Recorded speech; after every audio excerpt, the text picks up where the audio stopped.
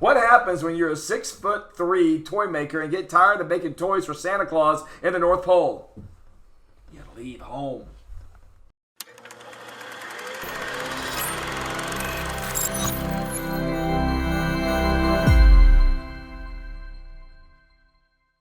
Welcome to Retro Film Review, where we like to take a look back at movies that shaped our generation. We're continuing our 2021 holiday season with the 2003 classic, Elf, starring Will Ferrell and directed by Jon Favreau. I'm Thor. And I'm Ed. But first, like and subscribe to this. You're going to see more holiday classics, and you're going to learn all about all the movies that helped shape us as kids. And let us know what you think about it in the comments below. Thor, I love this movie. I talk about this all the time. I quote it all the time. What are your thoughts?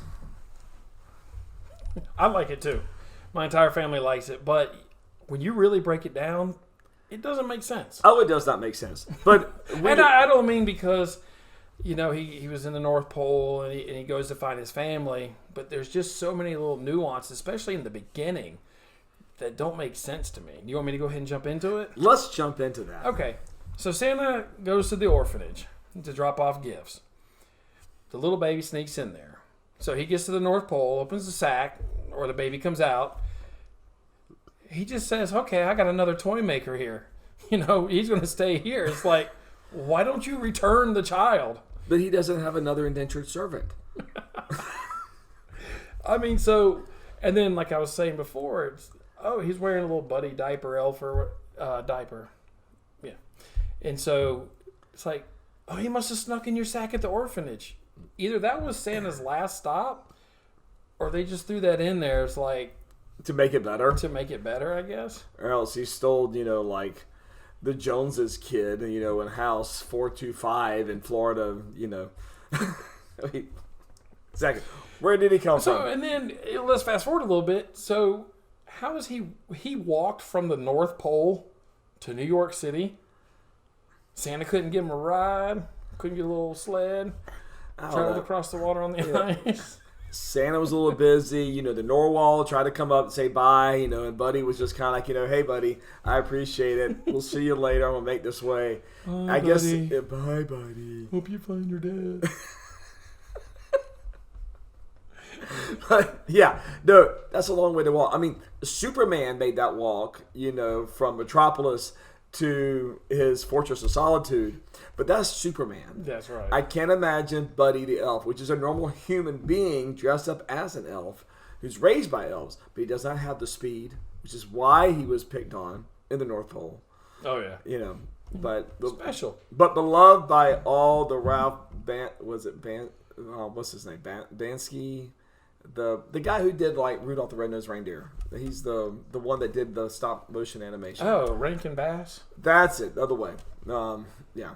No, it's not Bass Rankin. Okay. Rankin Bass. Well, Bass. no. I'm saying that. I was calling it Ralph Bansky, but it's Bankin Rask. So like, but yeah, that, which was great I love that they used that type of stop motion animation in that movie. Well, Jon Favreau, he said he would only do the movie if they could do the Rankin Bass type of stop animation. That's why it looked so much like the original Rudolph the Red-Nosed Reindeer. Right. And the issue with that is even with the opening credits, it just kind of brings you back to your childhood when you experience that. And it just makes, I think that was what, just from the get-go, kind of brings, especially people in our generation, into this movie that really likes it, because it makes you feel like what you did back when you were like 6, when you were watching this, when you were a child.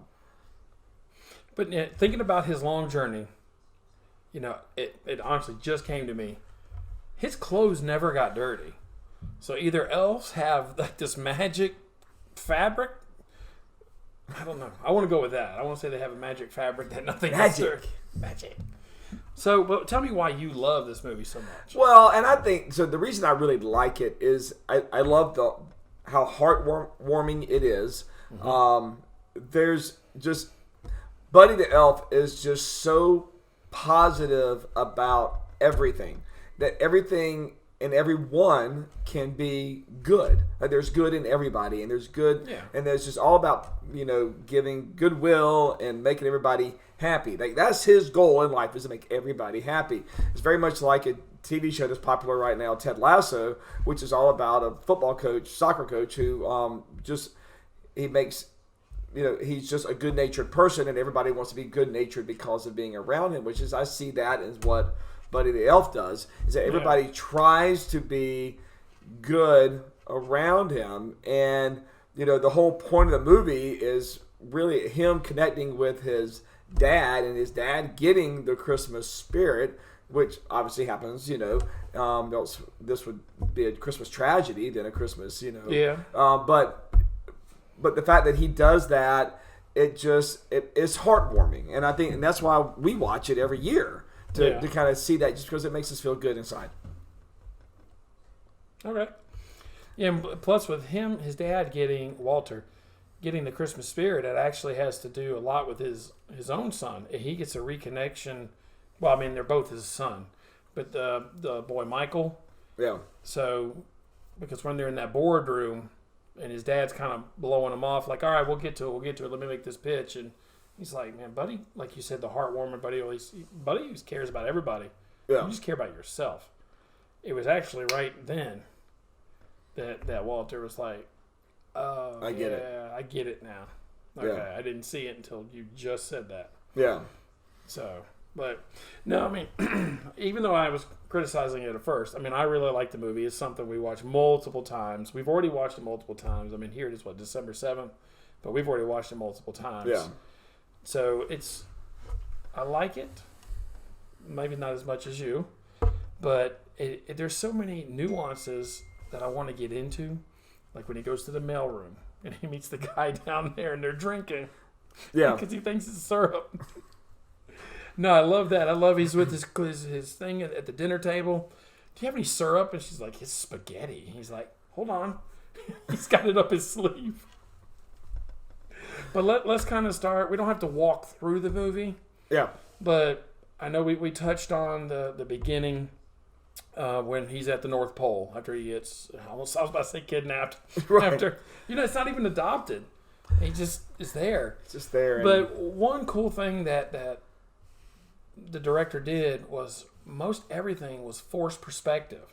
Right. So they weren't editing different or shooting at different times. They had the set up where Will Ferrell was like in the foreground or in the back, and they just had all the camera angles, which I think is cool. Well, that was originally that technique was used in the original Lord of the Rings movie, Fellowship of the Rings, where they had Gandalf with the hobbits. So they had that.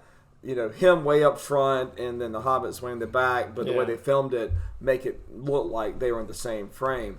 And you're right. It is amazing how they do that, especially how they cut tables and stuff so that it's in the same frame, but you don't see the cut and all that kind of stuff. So like whenever they're in the classroom and he looks down at the little girl, he's looking at, there's tape on the floor. Yeah. Like how they would do the angle, and he looks down there. And then she's actually looking up at the ceiling, and there's like tape marks. Like, look, she's way in the back, right? But it'll look like you're looking at his eyes, Yeah. And they do that with Peter Billingsley, who plays Ming Ming. Yep. The elf, and he's well known from what? The Christmas Story. Christmas Story. Yeah, he was Ralphie. Shoot your eye out, kid. Yeah, Ralphie. Yeah. Yeah. It's been a while since I've seen that one, but so and most people don't realize that that's him. I didn't realize it at first. Yeah. That was so him. He and Favreau and Vince Vaughn are good friends. Okay. And so you'll see him pop up in very small roles. He was in Iron Man that Favreau directed. Mm-hmm. So, and then Iron Man and whatever the Spider-Man one where they went back to the original Iron Man movie too. He's in that. There's so many Spider-Man. So Spider-Man movies. But are there certain scenes? Well, let's talk about. I was thinking about one of the things I really like is when he goes to Gimbel's, when Buddy the Elf goes to Gimbel's, when his dad kicks him out of the thing, and he's in Santa's workshop. Yeah. Or no, the North Pole. And the guy, Faison Love, who plays the manager, if you can see his name tag, it says Wanda. Right, yeah. Because it was supposed to be Wanda Sykes who was playing the role. And I guess last minute or whatever, they changed it, or she couldn't make it, or whatever it was. And Faison is another one in that Favreau, Vince Vaughn friendship kind of thing. They do a lot of stuff together. So he's like, no, I'm going to wear that. So that's why he says Wanda. But I think of the entire movie, it's the whole interaction with him. He does so much in that, even though he's not in the movie a lot. Yeah. He's one of my favorite characters in there. Because of the way his facial expressions are when Buddy's like, we sing at the North Pole. We sing all the time. There's no singing at the North Pole. No, there's not. No, there's not. Mick, why are you smiling so much? Yeah. Smiling's my favorite. Make work your favorite. Work's your new favorite. Well, and I love that, and I like Zoe Deschanel. Mm-hmm. And especially... I like that they bring in her singing ability because she's a known singer in real life, and her rendition with Will Ferrell of "Baby It's Cold Outside," awesome. It's just really good. Well, he can't sing, but so she carries all that. I think he can sing, but I don't think that. I think it's all of his characters can't sing because I think even back in Saturday Night Live, he did a lot of singing there too. Yeah, that's true. But and some of it was good, some of it was bad. But I think overall, I think it can. But it's his character kind of stuff. But my favorite parts are when Buddy comes to New York City, and the montage. Yeah, really the montage of the world's best coffee, finding the candy underneath the subway, station, going in and out of the rotating door. It's like a child that is just, that's what he is. But it's just like, when you take someone that's, a young person to somewhere that's new and exciting and just seeing in their eyes how they react. To me, that's how Buddy is and reacting in this thing. And it's just, I think it's just makes you feel good right here. And I do love when he gets in the elevator and the guy pushes the button. He's like, ooh. And the guy looks at him like, oh my God, I can't believe you did that. Yeah. Gets off the elevator. Oh, I forgot to give you a hug. And the guy's like, yeah, I wouldn't touch me if I were you. I like Peter Dinklage. As the book Dinklage. Mm-hmm. Okay, sorry. As the book writer for the children's Miles book. Finch. Yeah. And he hadn't really got a lot of stuff or notable roles at that time. Right. And obviously now everybody knows him from. It just lost me. I'm letting you get it. Oh, please don't. Game of Thrones? Game of Thrones, yes. Sorry, I've seen them all. I love it. Ironically, I haven't seen any of them. I haven't seen anything, but he knows it. But yeah, so well known for Game of Thrones. Yeah. And one of his, bigger roles to begin with. But just such a presence on there. And just like, call me up one more time.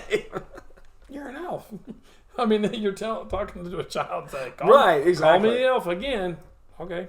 But yeah, I will agree with you. There are some issues with the movie if you try to boil them down into, story elements and such. I think it's very hard to believe that this family would just take him in, Well, they did have the DNA test done first, which that came back extremely quick. But of course, it's for the movie. Right. You can't be like, all right, in 2 weeks, we'll get it. Yeah. But especially because before the DNA test, they put him in jail. Buddy. Yeah. And so he goes, you get one phone call, whatever. And he said, I had one phone call. And I said, I'm calling my dad, Walter Hobbs. And sure enough, you showed up. They said you wouldn't, but you did. And it's like, the guy didn't know that that's his son. Right. But he still went to the police station to pick him up. This guy who was dressed, he's a 6'3" elf. Right. Exactly. Not necessarily going to happen. And would you let your son just hang out with this guy who you just met Yeah, even if he is your son, but he's running around in an elf costume. Would you let your son hang out with him? No. Well, I don't know if he. Well, we talked about it. Walter was just about himself, in his career and doing everything for himself. Yeah. And so he didn't pay a lot of attention to his own. Well, I keep saying his own son. He had two, but at the time he only thought he had the one, Michael. So he wasn't paying attention to him. He wasn't doing stuff with him, and so that's when his wife was finally like, "Hey," after they cut down the tree, he's like, "Well, finally he's happy for once." Well, what's that supposed to mean? Right. Right. Like, well, you're so involved in work. Yeah, and his wife was very forgiving the fact that he has this other child. Well, that was before they met. I know it was, but still, to allow somebody like that in. But but he did decorate their whole house. I mean, it was all. He tore down the entertainment center to build the rocking horse. Right. Did you get any sleep? Yeah, I got a full 40 minutes. I made you breakfast. Spaghetti. Yeah, here's some syrup. I don't know. Did you know that Will Ferrell actually got sick whenever he does? When he made all that, like the spaghetti, the Pop-Tarts on it, and the syrup, and he shoves it in his mouth. The first take he did, he actually got sick. Oh, really? From just all the sweetness overload? Yeah. I mean, like, he went and threw up and everything. Then he went back and they're like, well, or he threw up right then or something. They're like, yeah, we can't use that. Do it again. No. But talking about decorating the house, when he decorates Gimbel's store because Santa's coming tomorrow, 10 a.m., he stays up all night. You're not Santa. He does that, and then again, Faison Love, he comes in. Who did this? He's like, have you seen the plates? It's good. A little too good. They're out for my job. Code word, single word. Code word is Papa's got a brand new bag. It's like, right. You're not Santa. But that's what they're going to do. How'd you like to wake up dead? Huh?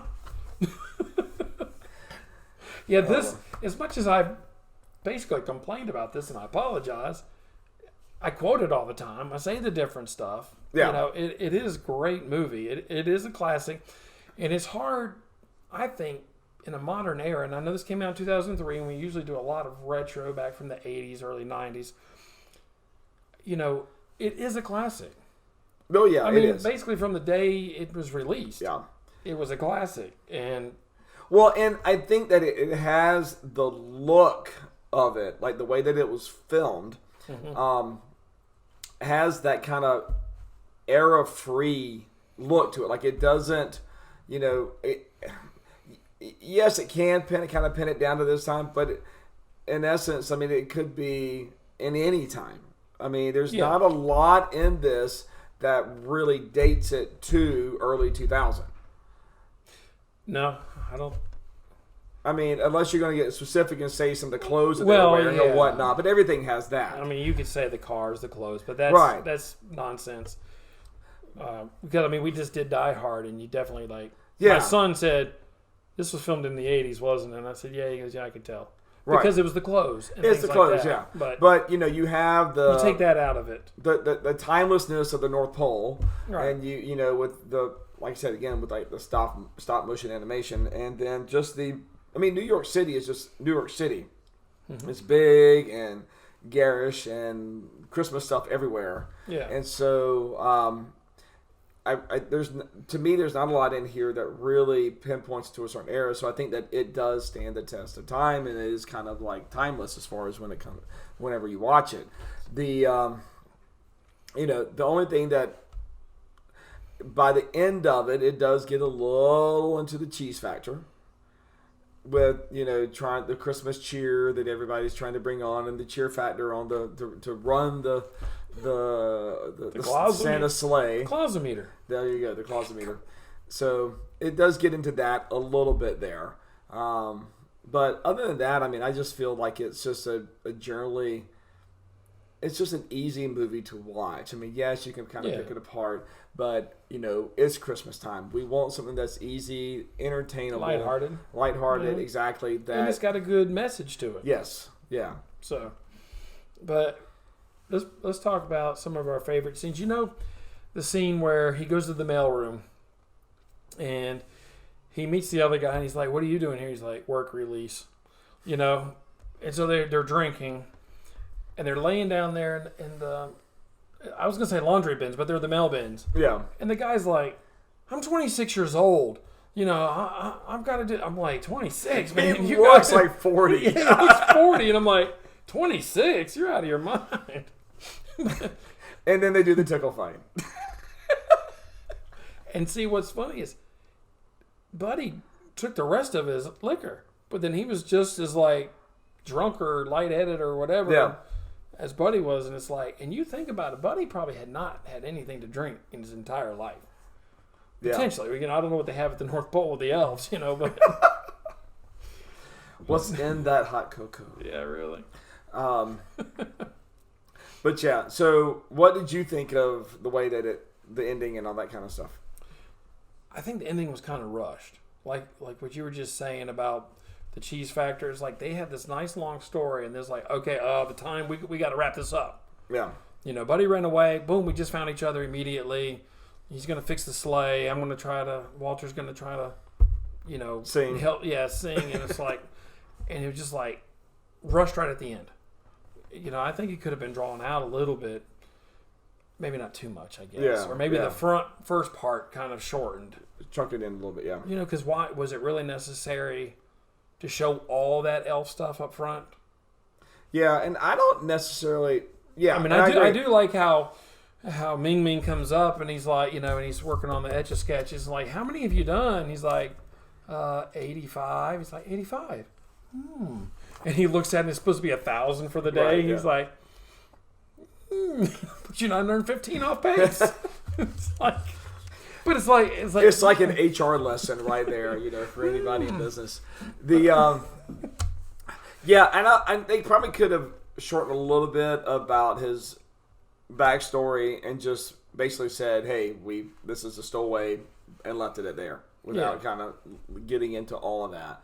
But I do think the ending of it was kind of rushed, and it was kind of, you know. But I'm glad they tied it up with a little bow at the end and everything. Yeah. But the you know, the big thing accomplished was that he reconnected with his father, and you know, and he connected with Michael. Walter connected with Michael with his son, and then Buddy got the girl. You know, he's always got to get the girl. Buddy got the girl, and then the nice part at the very end as well was Walter stood up for what he believed against Mr. Greenway. The book, the editor of the book, or the owner of the book company, yeah. And so he's like, you know, he stood up for what he believed in for his family and said, you know, I mean, it's Christmas Eve. Yeah, I'm going to be out of a job as soon as I walk out of here, but my family's more important.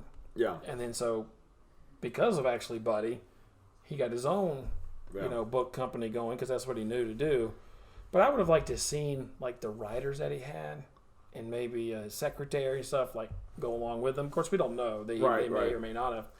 And they were, you know, I guess, talking about Elf 2. But guess who doesn't like this movie? This guy. Will Ferrell. Hates this movie. Yeah, he doesn't like it. Or hates it. I don't know. But I think I read where he said this was his worst role. Or he feels that it was his worst role. And I definitely don't get that. No. I mean, have you seen Blades of Glory or Semi-Pro? Seriously, come on. Step Brothers. There's a lot of fans of Step Brothers. I know I'm not a big fan, but there's a lot of fans of Step Brothers. Yeah, we're not going to review that one right now, or probably ever. But but he doesn't like it. He was offered like $29 million to make Elf 2. Yeah, he needed $1 million more. He needed to be done, but... But I don't know. It's like, and he said, like, you know, I'm glad that people love it and people like it. He goes, I just don't. Yeah. And, you know, but, you know, maybe that's just the artist in him where he thought it was not his style. And honestly, I am happy that, well, I would have loved to have seen whatever they could with continuation, but I think it's better that they didn't, because I think this is a very nice self-contained movie that is a holiday tradition, and I think that if you ended up trying to move it on, you could screw it up. You could have screwed it up and then tainted what this one was. But with Jon Favreau, I don't think that would happen. He brought Marvel back. He brought Star Wars back with the Mandalorian and all this. I mean, he's like Hollywood gold. Yeah. I want him to run Star Wars, but he probably will. Hopefully. I don't know. They gave Kathleen Kennedy another extension, but that's for another conversation. What is? Do you have like an absolute favorite scene, or who's your favorite character? Well, my favorite character is Buddy, but just like I said, as for my favorite scenes, I mean, like I said, it's right when he gets to New York, and then the other one that just really gets in my mind is it's a simple thing, but it's just where he jumps in the living room and lands on the tree, and then just pulls a tree straight down. It's just hilarious. I don't remember I can't remember what started that or why he did that, but they wanted to get this. Oh, the star on top the of the star tree. on the tree. Yes. Well, I'll ruin this for you. I did this the other night when we were watching it at a group thing. That's not really Will Ferrell jumping on it. Yeah, I know that. Yeah. It was one continuous take, but when you watch it and Michael's down there getting whatever out, and Will Ferrell says, "I got it," and he goes right past Michael, like right at the hallway to get the running start. That's when they switch out to the stunt man. And you have to. You can't really have your actors. No, you can't. Getting hurt. If something happened with that tree and it fell wrong or he hit something. Yeah, Tom Cruise was in this movie. He'd have been right there doing it. Tom Cruise does like all of his stunts or most of his stunts. So, and that's why he hurt himself on that one. We're talking about other movies. Sorry. But my favorite scene, as I've already said, is the whole being in Gimbals with Faison Love. That's my favorite character in this movie. I think maybe my absolute little favorite thing is with the world's best coffee. and he does go in there and says, "Congratulations, you did it, world's best coffee." And they're all like, "What?" But then he brings Jovi there, and she's like, coffee. "Here, blindfolded, no, it's the best cup of coffee." And she's like, "Okay." So probably that. But do you have something else to go over before we talk about our time warp rating? No, let's go ahead. All right. Well, I'll start because you kind of hinted at yours. I do think this movie could be made with the same script, same everything today as it was. I'm going to give it a 10 because I definitely think there's nothing that's holding it back. Forget the clothes and the things like that. The technology's still there with the cell phones and different things like that. There's nothing else I can say. I think it holds up. I think it holds up well. I give it a 10 as well. I do think, there are some, as far as story elements, I think that we pointed to, they probably could have been tweaked and whatnot, but it holds up. I mean, it's a good rewatch. I mean, that's the thing about this, is why it's such a good movie and why it's held up over the past almost 20 years, is that it has that rewatchability. Mm-hmm. It has those lines that you keep quoting out to people. And that's why it's held up and why it's going to continue to hold up. I mean, this is going to be, the Miracle on 34th Street that you keep seeing. And I just hope that they don't try to remake it and put somebody else in this and do it again, because you don't need to remake this. You see all my little custom shirts and stuff that I have. One I'm going to have made is say no to remakes. When we have merch, you're going to have that. There you go. Whether you want it or not. All right. And until that point, like and subscribe and click that bell notification. Tell us what you think about Elf. And is it your Christmas classic? Do you like it? Do you watch it every year? Or do you just kind of like not your taste and you're looking at more towards Die Hard? All right. Until next time, we will see you. Bye.